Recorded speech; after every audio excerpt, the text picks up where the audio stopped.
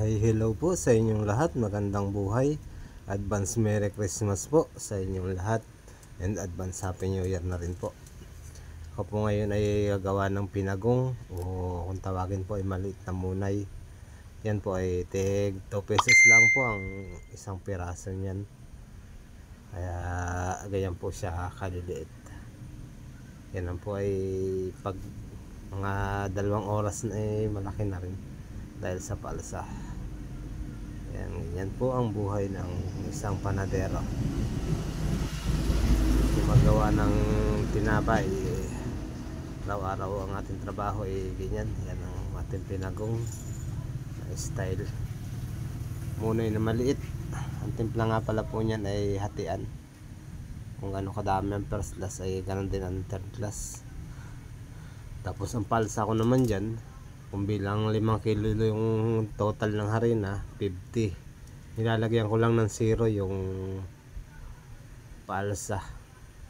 Sakto na yun sa 3 oras, lutuin na. Sa asin naman, ganun na rin ang ginagawa ko.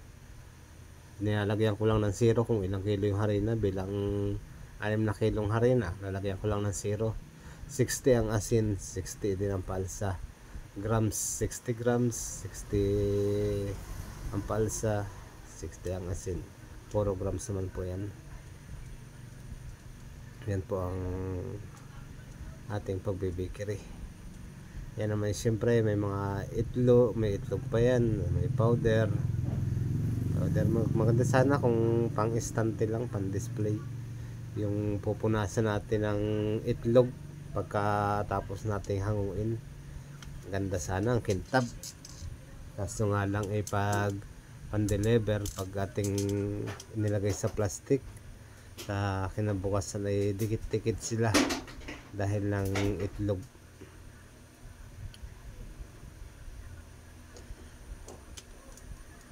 Marami pong salamat nga pala sa iyong panonood. Sana po ay huwag mo kalimutan na mag-subscribe bilang tulong lang po sa akin channel, kahit naman hindi po i-touch ang notification all bell.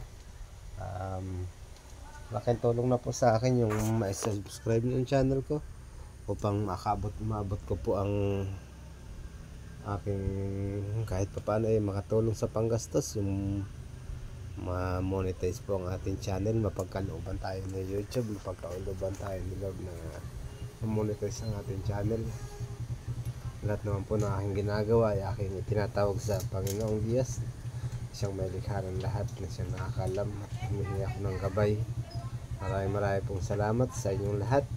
Yan lamang po ang aking pag-voice over, at yan naman po ay hanggang dulo ay ganyan lang at gagayatin lang yan. Salamat po.